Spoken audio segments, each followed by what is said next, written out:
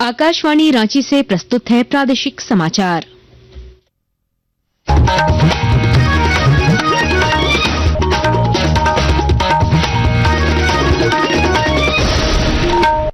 नमस्कार, प्रादेशिक समाचारों के साथ मैं कामिनी। पहले मुख्य समाचार।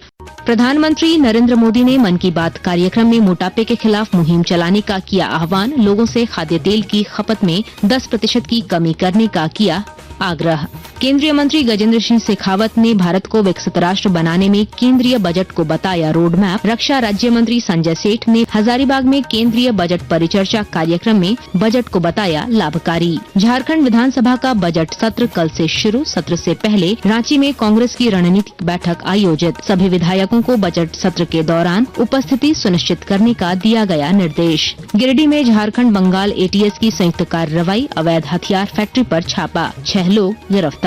और झारखंड के तीरंदाजों का एशिया कप में शानदार प्रदर्शन। गोल्डी मिश्रा और विष्णु चौधरी ने भारत को दिलाई जीत। और अब समाचार विस्तार से। प्रधानमंत्री ने कहा कि आज हर 8 में से एक व्यक्ति मोटापे की समस्या से परेशान है। आकाशवाणी पर आज मन की बात कार्यक्रम में श्री मोदी ने कहा कि बीते वर्षों में मोटापे के मामले 2 गुने हो गए हैं और इससे भी ज्यादा चिंता की बात यह है कि बच्चों में भी मोटापे की समस्या 4 गुना बढ़ गई है। उन्होंने कहा कि लोग अपने खान पान की आदतों में कुछ बदलाव कर फिट रह सकते हैं। अधिक वजन या मोटापा कई तरह की परेशानियों को, बीमारियों को भी जन्म देता है। हम सब मिलकर छोटे छोटे प्रयासों से इस चुनौती से निपट सकते हैं। जैसे एक तरीका मैंने सुझाया था, खाने के तेल में 10% की कमी करना। राजधानी रांची में भाजपा के आर्थिक प्रकोष्ठ ने केंद्रीय बजट पर परिचर्चा आयोजित की। इस दौरान केंद्रीय संस्कृति एवं पर्यटन मंत्री गजेंद्र सिंह शेखावत ने भारत को विकसित राष्ट्र बनाने में बजट को रोड मैप बताया। वर्तमान का बजट भी विकसित भारत का रोड मैप 2047 तक देश को विकसित भारत बनाने, रिफॉर्म्स को देश के इस लक्ष्य को प्राप्त करने के दृष्टिकोण से ईंधन के रूप में उपयोग करने और सर्व समावेशता, सबका साथ सबका विकास, इसको मार्गदर्शक की भावना में रखते हुए, ये मानते हुए कि देश की शक्ति उसके संसाधनों में नहीं अपितु उसके लोगों में होती है। सब क्षेत्रों और वर्गों को विकसित करने के लक्ष्य को लेकर के एक बार फिर देश की सरकार ने बजट प्रस्तुत किया है। इधर हजारीबाग में केंद्रीय रक्षा राज्य मंत्री संजय सेठ बजट परिचर्चा में शामिल हुए। मौके पर उन्होंने केंद्रीय बजट को सभी वर्गों के लिए लाभकारी बताया। हर वर्ग का ख्याल रखा गया, चाहे केंद्रीय कर्मचारी हो, कोई वर्ग छूटा है। जल जीवन मिशन किसी ने 2028 तक बढ़ा दिया गया। और रक्षा का क्षेत्र जिसमें 6,85,000 करोड़ रुपया, भारतीय रक्षा विभाग, रक्षा तंत्र, हम इतने मजबूत हुए हैं कि 70% आत्मनिर्भर हो गए।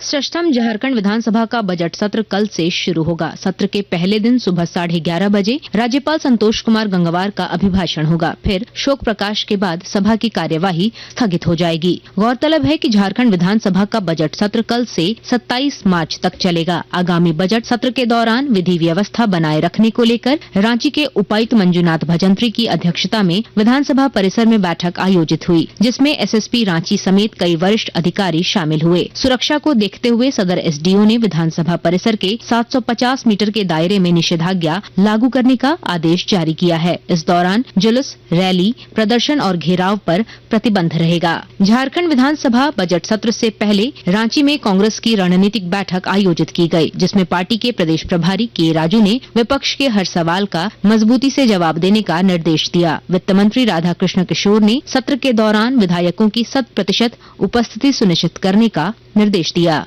किसी भी धन विधेयक पर वोटिंग की संभावना बनी रहती है, इसलिए सबको निर्देशित किया गया कि सब लोग विधानसभा के समय में जो एजेंडा है, जो उस दिन कार्य दिवस में रखा जाता है, एकदम प्रारंभ से अंत तक सभी विधायक अपनी उपस्थिति सुनिश्चित करें। जहाँ तक सरकार का सवाल है, सत्ता पक्ष का सवाल है, तो उनके हर उठाए हुए विषयों पर जवाब देने के लिए हम भी तैयार हैं।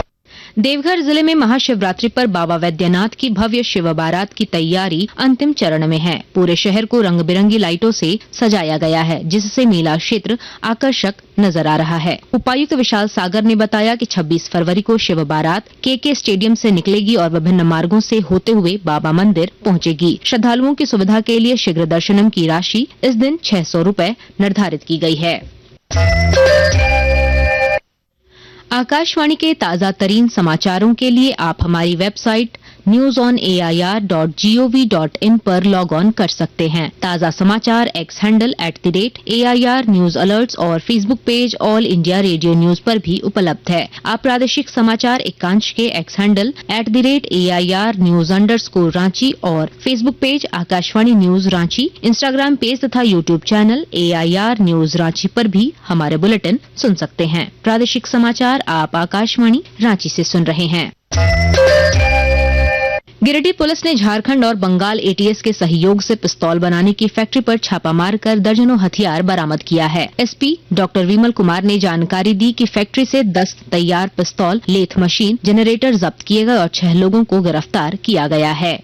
अर्धनिर्मित आकार का लोहे का पिस्टल मिला है, वो 10 पीस है। उसका पिछला भाग जो बट है वो भी 10 पीस है। लोहे की पिस्टल के बैरल का हिस्सा जो बनाता है लोग, एक 30 पीस ये भी है। और लोहे की पिस्टल तैयार करने के लिए जो चतुर्भुज आकार का लोहे का टुकड़ा बनाता है वो भी 6 पीस है।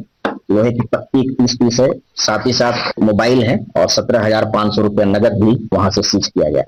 गोड्डा जिले में नगर निकाय चुनाव को लेकर राज्य सरकार की ओर से सर्वे कराया जा रहा है। विस्तृत ब्यौरा दे रहे हैं हमारे संवाददाता। झारखंड उच्च न्यायालय ने जहां राज्य सरकार को नगर निकाय चुनाव कराने का निर्देश दिया, वहीं सरकार ने भी इस निर्देश के अनुपालन में राज्य भर में नगर निकाय के सर्वे का काम कराया है। गोड्डा नगर परिषद के 21 तथा महागामा नगर पंचायत के 17 वार्डों का भी सर्वे का काम कराया गया है। इस संबंध में नगर प्रशासक आशीष कुमार ने जानकारी देते हुए बताया कि वार्ड में रहने वाले लोगों की संख्या, जाति, आर्थिक स्थिति, ST/SC की जनसंख्या, पिछड़े वर्ग की स्थिति का ब्यौरा 5 प्रपत्रों में तैयार करके राज्य पिछड़ा वर्ग आयोग को इसकी रिपोर्ट भेजी गई है। इस रिपोर्ट के बाद ही राज्य में चुनाव कराने की प्रक्रिया तेज होगी। आकाशवाणी संवाददाता के लिए गोड्डा से नीरज किशोर। झारखंड में अगले 24 घंटों में न्यूनतम तापमान में 2 से 3 डिग्री सेल्सियस तक की गिरावट का अनुमान है। मौसम विभाग ने लोगों से बदलते मौसम में अपने स्वास्थ्य का ख्याल रखने की अपील की है। थाईलैंड में आयोजित एशिया कप 2025 तीरंदाजी टूर्नामेंट में भारतीय तीरंदाजों ने 8 पदक जीते हैं। इनमें झारखंड के गोल्डी मिश्रा और विष्णु चौधरी ने शानदार प्रदर्शन करते हुए 2 स्वर्ण पदक अपने नाम किए। गोल्डी, राहुल और विष्णु की टीम ने चीन को हराकर पुरुष रिकर्व टीम में गोल्ड जीता। इसके अलावा विष्णु ने व्यक्तिगत रिकर्व पुरुष स्पर्धा में भी स्वर्ण पदक हासिल किया है। ICC चैंपियंस ट्रॉफी क्रिकेट में दुबई इंटरनेशनल स्टेडियम में भारत और पाकिस्तान के बीच चल रहे मैच में पाकिस्तान ने पहले बल्लेबाजी करते हुए भारत को 242 रनों का लक्ष्य दिया है। और अब कुछ संक्षिप्त खबरें। दुमका जिले के राजकीय जनजातीय हिजला मेला महोत्सव में विभिन्न खेलकूद प्रतियोगिताएं आयोजित की गयीं। ग्रामीण क्षेत्रों से आए बच्चों और महिलाओं ने उत्साहपूर्वक भाग लिया। प्रशिक्षु IAS अभिनव कुमार और उप समाहर्ता अब्दुल समद ने विजेताओं को पुरस्कृत किया। सिमडेगा जिले के मुख्य बाजार में व्यावसायिक प्रतिष्ठानों से 3 बाल श्रमिकों को मुक्त कराया गया। मालिकों के खिलाफ FIR दर्ज कर बच्चों को बाल गृह सामटोली भेजा गया है। प्रशासन और बाल संरक्षण की टीम ने रेस्क्यू अभियान चलाकर यह कार्रवाई की। लोहरदगा में सेवा भारती ने चुन्नीलाल उच्च विद्यालय में निःशुल्क स्वास्थ्य जांच शिविर लगाया, जिसमें 60 लोगों ने अपना स्वास्थ्य जांच करवाया। डॉक्टरों ने बदलते मौसम में सावधानी बरतने और नियमित स्वास्थ्य जांच कराने की सलाह दी। अंत में मुख्य समाचार एक बार फिर। प्रधानमंत्री नरेंद्र मोदी ने मन की बात कार्यक्रम में मोटापे के खिलाफ मुहिम चलाने का किया आह्वान। लोगों से खाद्य तेल की खपत में 10% की कमी करने का किया आग्रह।